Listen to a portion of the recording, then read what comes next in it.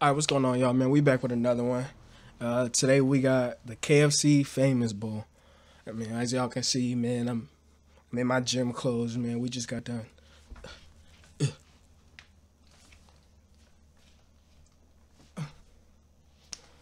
Hey, yo, what the fuck? We just got done hooping, man. You know, we went to the gym and then we got a little hoop session outside today. The weather was nice, so we took advantage of it.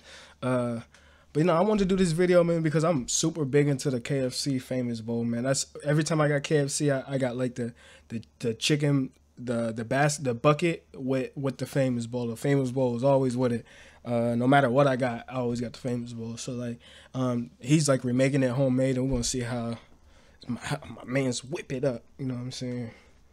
Let's get it. 1 tablespoon or 14 grams of white pepper, 1 teaspoon or 7 grams of celery powder, half a tablespoon or 8 grams of paprika, and 1 tablespoon or 14 grams of kosher salt. Whisk that all together with 2 cups or 480 milliliters of buttermilk. Now wrestle yourself 1.5 pounds or 680 He know what he's doing. He got his seasonings, right? Skinless chicken thighs. Cut those into 1.5 inch evenly sized chunks. Now listen, folks. Please get your chicken evenly sized. Otherwise, they're going to cook unevenly, and I'm going to have to give someone a spanking. Or something, I don't know. Toss all of your cut chicken into the buttermilk marinade, cover, and fridge that bad boy for anywhere between... Your chicken definitely got to be cut properly, so like it ain't cooking uneven. So you got some raw pieces and some fully cooked pieces.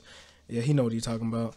But 1 to 24 hours. Let's talk mashed taters. I'm very passionate about mashed potatoes, so please be respectful to your root vegetables. Get yourself about 3 pounds of either russet or Yukon Gold potatoes, cut them into chunks, and place them in a pot of water. Boil them until soft and drain them. Obviously, you can peel or not peel, that's up to you. Now, in a small saucepan, combine half a cup or 120 milliliters of whole milk and half a cup or 112 grams of unsalted butter. Heat that over medium heat until hot and That's a lot of butter. So I like to run my potatoes through a ricer, which will be in a link in the description, but you can also just use a plain masher. Once all of your taters are riced or mashed, go ahead and mix in your hot buttermilk mixture, not buttermilk, but like butter and milk, yeah. Along with half a cup or 110 grams of creme fraiche or sour cream. Season that to taste with salt and pepper, and you got your taters. So since it's illegal to have potatoes without gravy, we're gonna make some. Now mine has a little bit of a secret. Sour cream in my potatoes. I don't think I ever mixed them in, but y'all let me know if y'all like that.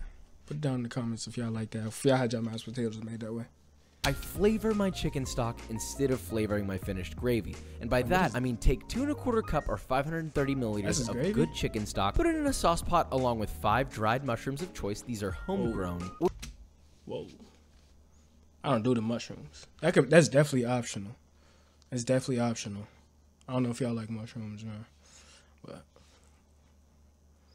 I'll do the mushrooms. Oyster mushrooms. Bring them up to a simmer and then immediately turn off the heat. Then add a whole head of garlic sliced in half and optionally a small bundle of thyme. Now let all that steep in the hot broth for about 10 minutes. Strain out all the solids. Then in a medium sauce pot, heat up 4 tablespoons or 56 grams of unsalted butter over medium heat until completely melted. Then whisk in 4 tablespoons or 35 grams of all-purpose flour. He's making a roux. While continuously whisking making a roux to make it thicker. So now you've made what the French call a roux. Take your warm fortified stock and whisk that into your roux until all of it is added. Continually heat and whisk until thickened, and you'll have a lovely gravy. Season it to taste with salt and pepper and a generous pinch of MSG. Yes, we do that when we're competing with KFC. He's seasoning his food too.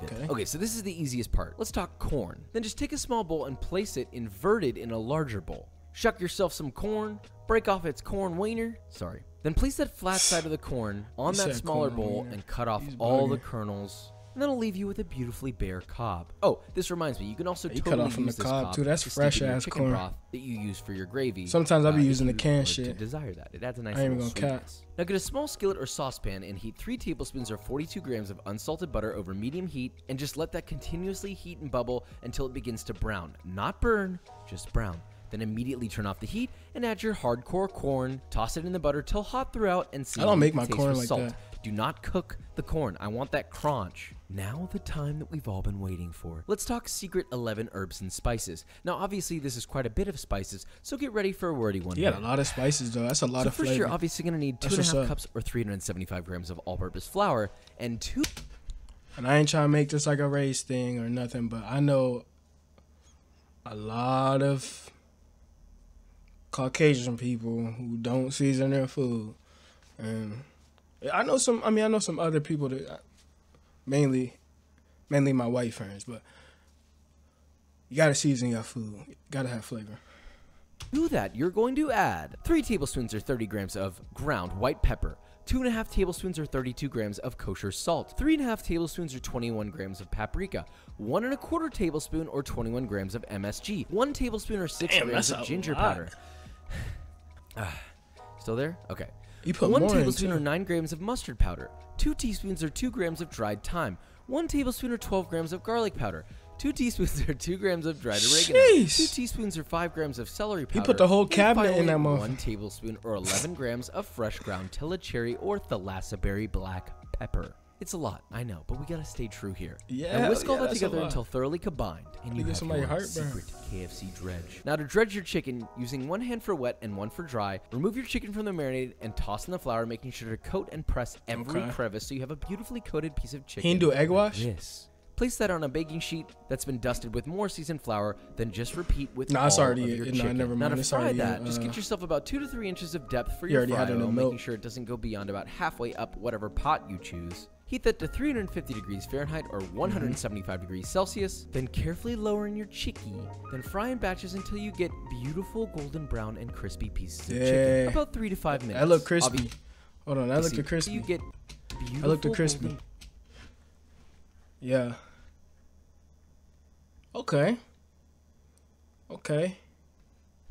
brown and crispy pieces of Hey, chicken. he doing his about thing. 3 to 5 minutes. Obviously, make sure your chicken is cooked all the way through as well. You know, no medium rare. Yeah, for sure.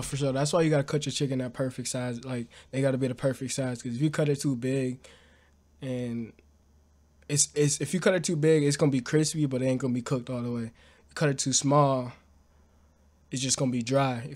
You know what I mean? It's gonna be crispy, but it's gonna be dry. So like, you just gotta cut it that perfect size. Repeat that with all of your sweet Kentucky Fried, placing them on a baking sheet lined with a wire rack to drain, and that's your chicken. So we've gone through the trenches of deep gravy, up the hills of Mount Potato. Now we must assemble our famous bowl. So sure, you could just dump your potatoes. Hold on. I looked at that. Hey, that was a finished product? Now we must assemble. You put the finished product out there already. Ooh. Okay. You fancy, huh?